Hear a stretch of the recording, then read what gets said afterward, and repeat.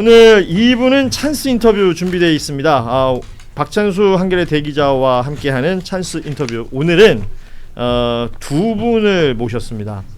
그러니까 지난 2019년 3월 22일 밤 인천국제공항에서 펼쳐졌던 김학의 전 법무부 차관, 그때 뭐 카케무샤 얘기도 있었고 출국하려고 하는 것들을 막아냈던 그날 밤, 그 이후에 이분들이 겪었던 일을 이야기 나눌 수 있을 것 같습니다. 오늘 찬스 인터뷰 함께 해주실 분들 자리 모시겠습니다. 자리하시죠. 예. 네. 어서 오십시오.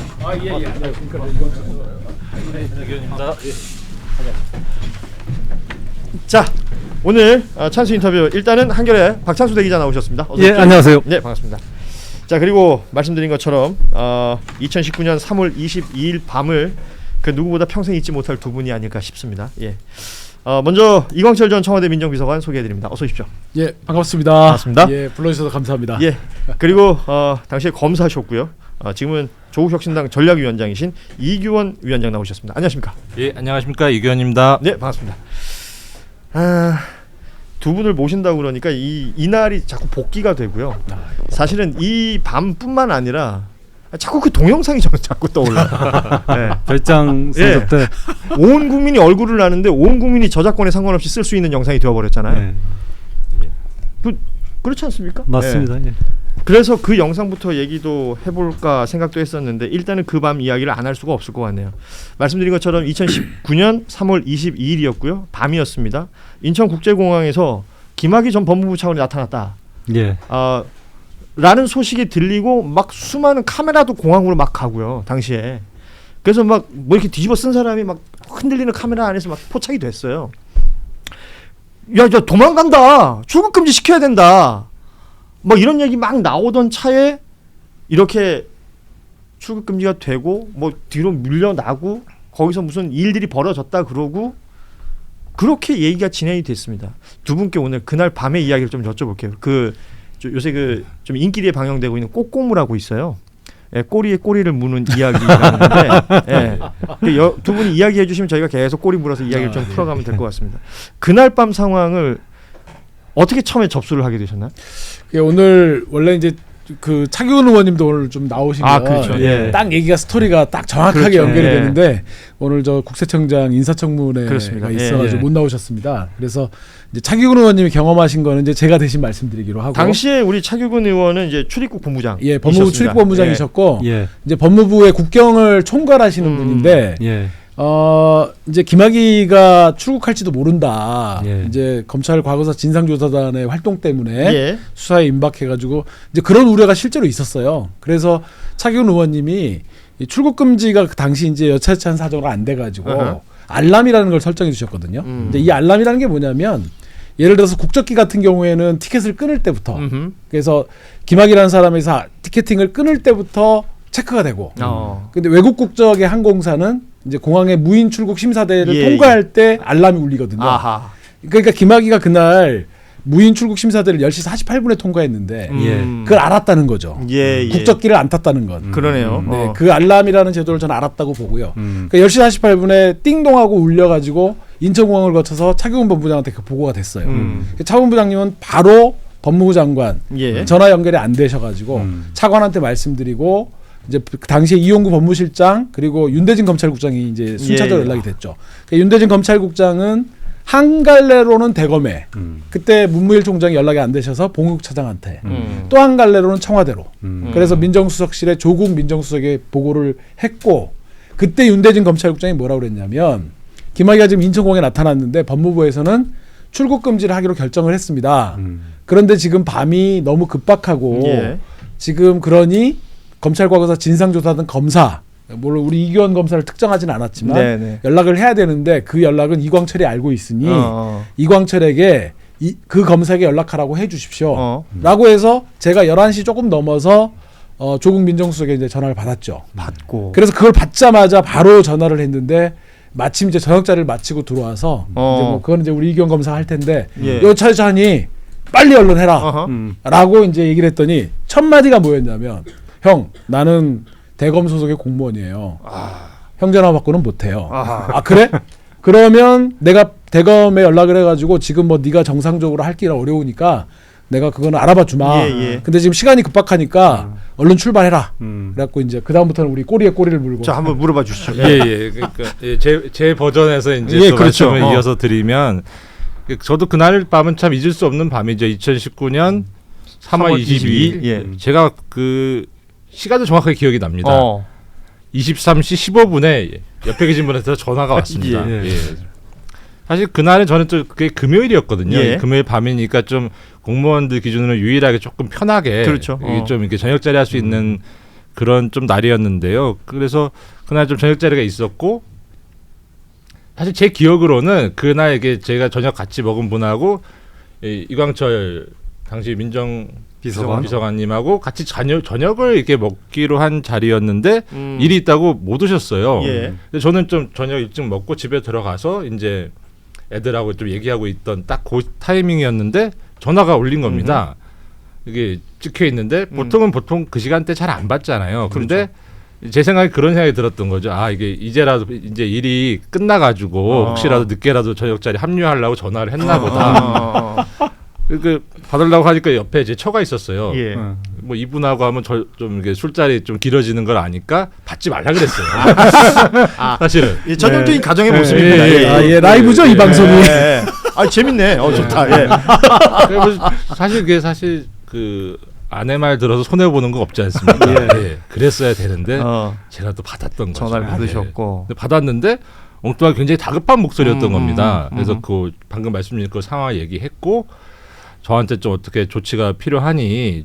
저는 사실 집이 여의도였는데 네. 제 사무실은 서울 동부지검 그러니까요. 문정동이었던 겁니다. 뭐네요. 예, 그래서 아까 말씀 주신 대로 뭐 제가 그랬죠. 뭐 청와대하고 법무부는 얘기가 다 됐다. 출금지 조치하기로 얘기가 됐으니 네가 가서 이제 실무 조치를 취했으면 좋겠다. 그런 차원의 얘기였는데 저는 이제 대검 소속이니까 대검도 허락했다는 얘기는 없었잖아요. 예. 그러니까 일단은 이게 좀 임박하다고 하고 이게 아마 그 비행기가 뜨는 시간이 12시 5분인가 10분인가 예, 그랬을 겁니다. 그러니까 1시간도 안 남은 상황이었고 제 입장에서도 이제 저는 그때 저녁 자리가 있었으니까 근데 뭐 그러니까 제 처한테 사실은 운전을 부탁했거든요. 예. 그래가지고 사실은 그 시간 내에 도착한다는 보장도 없다. 근데 일단은 출발을 해보겠다. 그래서 바로 출발을 했고 다만 이제 제가 이제 가고 있는 시간이 있으니까 그 동안에 이제 저는 이제 어떻게 조치를 할 것인가를 머릿속으로 좀 연상을 했고 또 이제 이광철 변호사님한테서 이제 대검의 허락. 제가 바로 제가 어쨌든 평검사인데 뭐 총장이나 뭐 대검 차장한테 뭐 바로 전화를 해가지고 하겠습니다. 뭐 소식 들으서 그런 얘기 할 수가 없는 상황이잖아요. 이해는 돼요. 그래가지고 좀 대검의 허락을 좀 받아줬으면 하고서 저는 이제 출발해가지고 이제 어떻게 업무를 처리할지 저도 좀 굉장히 생소한 업무였거든요. 네. 이게 보통 출금지 업무는 그 수사관들이 보통 이게 초안을 잡아주면 이제 검사들이 이제 검토해서 그냥 약간 결재만 하는 식으로 했지. 저도 제가 출금지를 직접 해본다는 거를 한 번도 생각을 해본 적이 없어가지고. 그러니까 좀 굉장히 생소한 업무였습니다. 그러니까 이게 지금 두 분 다 그날 밤이 생생한 거야. 생각보다 길어지네요. 저는 이걸 이렇게 길게 얘기하실지 몰랐는데 그래서 왜냐하면 그때 상황에 그 이 사건의 모든 게 어떻게 보면 다 들어가 있거든요. 진행자님께서 굉장히 난감해하시는 거예요. 오늘은 딱 이 얘기만 듣고서 끝내도 되겠네요. 그러니까 자 오늘 방송 좋았습니다. 아무튼 그래서 일단 급히 그냥 그 저한테 부탁을 해가지고 출발을 했고. 예. 제 기억에 이제 제가 올림픽대로 타고 갔거든요. 한 올림픽대로에서 가다 보면 이제 문정도 빠지려면 이제 청담대교로 빠져요. 그러니까 알겠다니까. 그래서 문정도까지 가셨어. 예. 아니 그게 중요한 게 아니에요. 그게 중요한 게 빠지는 아니라 중에 이제 빠지려고 하는 그때쯤 이제 정확한 시간은 기억이 안 나는데 네. 이제 청담대교 쪽에서 이제 이쪽으로 이제 빠지는 쯤에 다시 전화가 온 겁니다. 알겠습니다. 다시 전화가 와가지고 뭐라고 말씀하셨냐 하면은 이제 검찰총 당시 문무일총장께서는 뭐 이제 자는지 뭐 연락이 안 닿고 그래서 봉욱 대검 차장하고 연락이 닿았다 그래가지고 네가 조치하는 것도 허락이 됐으니 이제 믿고 신뢰하고 조치 잘해줬으면 좋겠다. 그래서 그렇게 제가 전달을 받았고 그래서 조치를 했던 것이죠. 그러니까 말하자면 대검에서도 확인은 된 거 아니에요. 봉욱 당시 대검 차장. 그렇습니다. 자 그렇게 해서 진행이 됐던 내용들이 이거 뭐 지금 다들 아시는 것처럼 김학의 전 차관은 지금 무죄예요. 그죠? 그렇죠. 예. 생각해보면 진짜 기가 막히네 이거. 아 근데 제가 궁금한 게 있는데 네. 그 당시 김학의 재수사가 들어간다는 게 언론을 통해서 다 알려져 있었거든요. 그렇죠. 뭐 그럼 왜 장단연 검찰은 사건하고 다, 예. 출국금지 조처를 취해놓지 않았습니까 미리? 아 그게 왜 그러냐면은 네. 출국금지 논의는 법무부에서도 있었습니다. 필요성에 대한 논의는 네. 그 이 3월 20일 일주일 전쯤에도 있었는데 딱히 결론을 못 낸 거죠. 왜냐하면 좀 뭔가 애매했고 왜냐하면 수사단이 아직 출범하기 전이었거든요. 그래서 수사 주체가 애매했고 그러다 보니 흐지부지 됐는데 그 흐지부지 된 이유 중에 하나는 그런 것도 있습니다. 설마 나가겠냐? 설마 튀겠네. 설마 그랬는데 이게 갑자기 현실이 그러니까 된 이제 거죠. 우리 예. 이제 이규영 검사가 바라보는 하나의 관측이 있었고 예. 이제 또 하나 이제 제가 그때는 청와대에서 근무하고 예, 있었으니까 사실 그때는 고위 검사를 지내신 분들의 이 저에게 야 나갈 수도 있어. 사실 그 얘기도 했거든요. 그래서 실제로 우리 지금 이규영 검사 얘기한 대로 법무부하고 대검이 따로따로 한 갈래씩 해서 출국금지 논의를 진행을 해요. 근데 이제 뭔 얘기가 있었냐면 대검은 자기 손으로 출국금지를 하는 것 자체가 검찰 출신의 김학의가 죄가 있다라는 걸 인정하는 게 싫었던 거예요. 그건 그 전부터 있었던. 왜냐하면 일종의- 출국금지는 예, 예. 수사의 전 단계라는 게 너무나 확고한 인식이다 보니까 검찰 과거사가 아직 끝나지도 않았는데 예. 검찰이 나서가지고 출국금지를 한다? 이 모양이 너무 싫었던 거고 대검은 그렇고. 법무부는 이제 뭐가 있었냐면 이게 출국금지는 크게 보면 두 가지, 자세히 보면 세 가지가 있는데요. 예. 장관 직권으로 한 출국금지가 있고 예. 그다음에 중앙행정기관, 수사기관이나 국세청, 병무청에서 예, 예. 이거 출국금지 해주십시오. 이 사람 도망갈지 모릅니다. 이런 게 있고 수사를 위한 출국금지가 있거든요. 그러면 이제 뭐 이게 수사를 위한 출국금지여서 누가 출국금지 해주세요 하면 법무부도 부담이 없는데 이게 없는 상태에서 법무부가 직권으로 출국금지를 하면 어떤 고민이 있었냐면 야 나중에 문제가 있는 사람들이 다 도망가면 야 니네 왜 직권으로 출국금지 안 했어? 이게 공무원들로서는 부담이어가지고 예. 하다가 대검은 대검스러웠고 공무원은 공무원스러웠다 이렇게 볼 수 있겠군요. 이제 그런 부담들이 좀 있었던 예, 거죠. 예. 그리고 이제 거기에 더해서 이규영 검사 얘기한 대로 설마 나가겠느냐 하는 부분도 있었던데 그래도 차규근 본부장은 그래도 알람을 걸어놓은 거죠. 자, 이게 시간이 많이 지났기 때문에 좀 중간 과정 좀 점프를 해야 될 것 같고요. 결국은 이 상황을 많은 국민들이 어떻게 이해를 하고 있냐면 김학이라는 사람은 우리가 뉴스에서 봤던 그 별장 성접대 사건뿐만 아니라 뭐 여러 그 저 제보자들도 있었고 그 내용들이 과거 박근혜 정부 때 있었던 것이 잊혀지고 있던 순간들이었어요. 그러다가 문재인 정부에서 이걸 재수사를 결정을 한 거잖아요. 예. 그러면서 그러면 또 수사를 하나보다 그랬는데 튀려고 했단 말이에요. 그러니까 일반 국민들의 정서는 그거였어요. 도망가려고 했던 이 피의자를 잡은 게 뭐가 문제냐라는 목소리가 있었는데 이게 프레임이 확 바뀌면서 무고한 시민의 출국을 붙잡은 사람들이 되어버린 거란 말이에요. 네. 이 프레임이 바뀌는 그 정황들을 인지를 하셨습니까? 그게 그 사실은 어떻게 보면은 이 사건이 처음 이렇게 출국을 처음 했을 때는 다 국민 여러분들께서 이제 박수를 쳐주셨습니다. 그러니까요. 예, 잘했다. 예. 그리고 나중에 나온 얘기지만 그 검찰 고위 간부도 그렇게 얘기했습니다. 이규현이 검찰 살렸다. 적시 조치를 잘해가지고. 그럼 뭐 실명을 거론해도 됩니다. 윤대진 검찰국장이 그랬어요. 아 그래요. 좀, 예. 좀 멤버가 좀 예, 소윤이라고 불리는. 그러니까요. 예. 그렇게 됐었고 심지어 저는 뭐 그 직후에 뭐 뉴스공장 그런 데서 출연 요청이 막 계속 왔습니다. 그래서 그렇겠죠. 예. 그래서 아유 저는 그 현직이라서 네. 신고하니까 혹시 나중에 변호사 하면 잊지 말고 불러주세요. 뭐 거의 그 정도로 이게 좀 잘했다는 좀 평가를 뭐 받았었고 이론이 거의 없는 예. 상황이었는데 이게 굉장히 뭐 복잡한 이유로 해가지고 다시 이제 그 반대 프레임으로 이제 수사가 이제 전격적으로 시작이 됐는데 그 시점을 주목해야 됩니다. 그러니까 예. 그 시점이 언제냐 하면 그때 추미애 법무부 장관이 윤석열에 대해서 이제 감찰을 하고 직무 배제를 합니다. 예. 근데 법원에서 직무 배제에 대해서 집행정지를 해가지고 다시 복귀를 해요 검찰총장. 그렇죠. 예. 그리고 나서 잡은 게 이 사건입니다. 이거를 이 사건을 고리로 뭔가 국면 전환을 노렸다. 그러니까 우리가 이제 어떤 현상을 설명할 때 기저요인, 촉발요인 이런 얘기 예, 하잖아요. 예. 이제 기저요인은 사실은 검찰 과거사가 시작될 때부터 검찰들에게 깔려 있었어요. 저들이 문재인 정부 저들이 검찰을 잡으려고 하는구나. 몹시 불편해하고 몹시 적대적인 감정들이 바탕에 깔려 있었습니다. 검찰 내부에는. 그래서 내내 우리 이규현 검사나 검찰 과거사의 열심히 사람들이 표적이 돼 있었어요. 그렇지만 그거를 대놓고 할 수는 없는 상황. 이제 그런 상황에서 그 기저 요인의 그 적대적 감정에 본격적으로 불을 붙인 게 김학의 출국 금지였어요. 예. 아 저들이 저렇게까지 알람을 걸어가면서까지 못 나가게 막으면서까지 저렇게 우리를 욕보이는구나. 이 기저 요인의 적대 감정이 쭉 가다가 지금 말씀하시는 조국 사태를 기점으로 해서 윤석열의 검난 혹은 검찰 쿠데타 이런 것들이 쭉 이어지다가 이제 사실은 이 얘기가 길어질 수 있는데 사실은 조국 하나 잡자고 시작했는데 조국을 못 잡았잖아요. 예. 메이드를 못 시켰어요. 예. 구속을 시켜서 하는 게 이 특수통 검사들의 이 욕심인데 못 시키면서 그거를 만회하자고 울산 사건, 유재수 사건으로 뭐 퍼져 다 끌고 나가더니 도왔죠. 예. 이제 그걸로도 유재수 사건도 잘 안 되고 하니까 나중에 전선을 확 넓혀가지고 월성원전 사건까지 가다가 이제 그러면서 지금 이경 검사가 얘기했던 그 추미애 장관과의 그 징계 국면에서 딱 나오자마자 김학의 사건으로 검찰을 욕보인 싹 돌려버렸구나. 예. 잡겠다.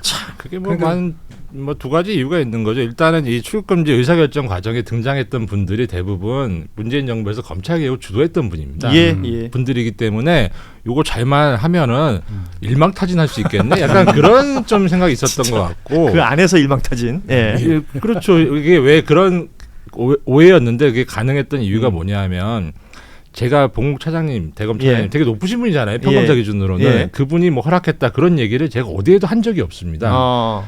그러니까 그 검찰 시각에서는 제가 그냥 독자 행동을 한 것처럼 비쳤던 거예요. 그 조직에서 허락을 받지 않고 독자 행동을 했다. 그렇기 때문에 얘를 시작을 해가지고 그 법무부 그리고 그 청와대 여러 쪽 라인들을 잘하면 한 번에 다 이게 일망타진할 수 있겠다라는 좀 그런 생각을 했던 것 같고. 근데 그 연결해서 민정 라인까지 다 그냥 한 번에 일거에 그냥 없앨 수도 있다. 그렇죠. 예, 그런 측면이 있고 그 윤석열이라는 분은 좀 이렇게 좀 단순하잖아요. 예. 사실은 뭐 감찰을 하고 그러면은 성찰해야 되지 않습니까? 내가 뭐 잘못한 게 있나 그래야 되는데 그게 아니라 그분은 이걸 공격으로 인식을 하는 겁니다. 그럼 특수통의 성격상 더 세게 반격을 해가지고 이걸 제압하겠다. 예. 좀 그런 의사가 강했던 것 같습니다. 어쨌든 그렇게 예. 검찰이 이제 프레임을 바꿔갖고 여기 예. 두 분하고 차기군 의원이 오히려 검찰 수사를 받게 되지 않습니까? 그렇죠. 이제 직무유기 혐의로 이제 검찰 수사, 직권남용 혐의로 검찰 수사 받게 되는데 그렇게 검찰 수사를 받으면 당시 이제 검사셨는데 검사가 검사의 조사를 받는단 말입니다. 그때 굉장히 심경이 좀 복잡하셨을 것 같은데 그때 심경이 어떠셨는지. 제가 조사를 예. 아마 최근 들어서 뭐 공무원 중에 저보다 많이 받은 분이 있을까 싶은데 제가 15번을 받았습니다. 예. 검사한테. 뭐 아침에 들어가면 새벽별 예. 보고 나오는 거를 15번을 했고 아하. 뭐 예, 그랬는데요. 그 조사를 하면 한 검사가 계속 합니까? 전담이 있죠. 전담이. 저보다 뭐 살짝 후배였는데 정들겠네요.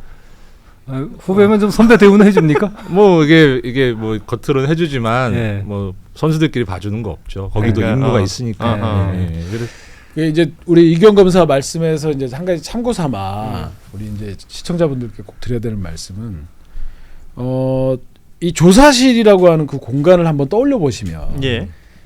철저한 가불이거든요. 위아래가 분명히 있죠.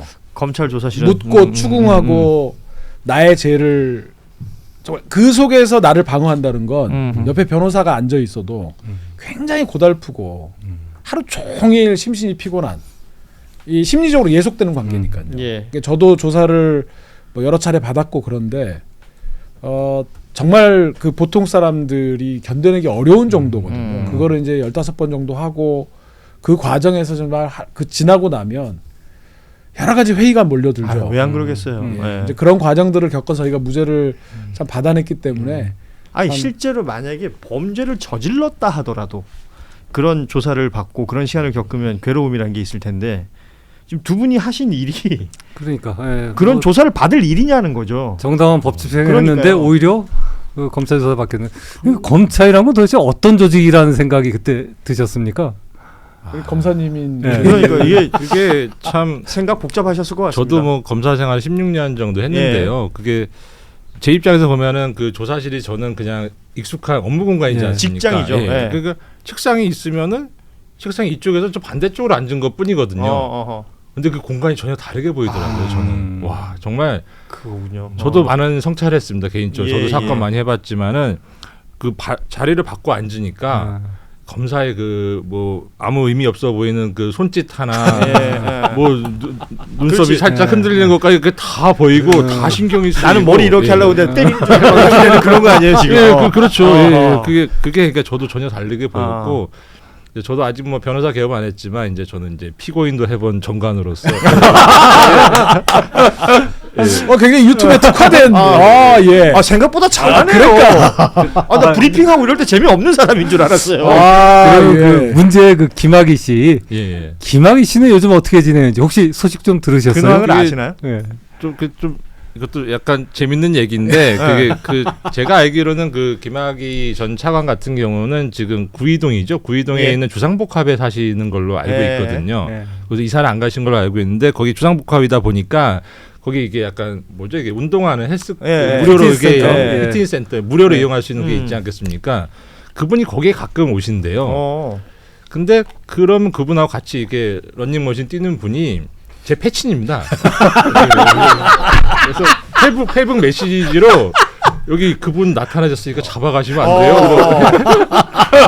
실시간으로. 네. 그래서 제가 뭐라고 답을 할지 모르겠더라. 그래서 그냥 크크 하고 그냥 뭐 제작진께서 박장대소를 터뜨리는. 아니, 야 이게 좋다. 그 패친 저도 좀 소개해 주시면 안 됩니까? 까먹었습니다. 예.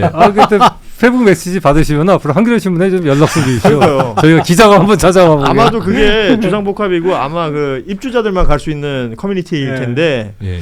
어떻게 해서든 들어가겠습니다. 꼭 한번 보고 싶네요. 아유 다 얼굴 아시는데요. 왜. 그러니까 온 국민이 다 아는데. 자, 저는 이 김학의 씨를 제가 전생에 김학의하고 무슨 연이 있어서 이렇게까지 엮이나 싶을 정도인데 예. 한편으로 보면 김학의 씨는 정말 불쌍한 사람입니다. 불쌍해요. 예. 차라리 그때 제때 처벌받고 잊혀졌더라면 처음에 지금쯤은 누구도 김학이라는 사람 모를 거잖아요. 예. 근데 그때 처벌 안 받고 2015년에 그렇게 빠져나가고 19년도에는 그 공항에서 그런 험한 그렇죠. 꼴로 전 국민한테 변장 모습이 잡히고 해가지고 예. 이분은 감옥은 안 갔지만 사회적으로 이분은 잊혀지지 않는 이름이 됐거든요. 그렇죠. 박제가 돼 있는 거죠. 너무 불쌍합니다.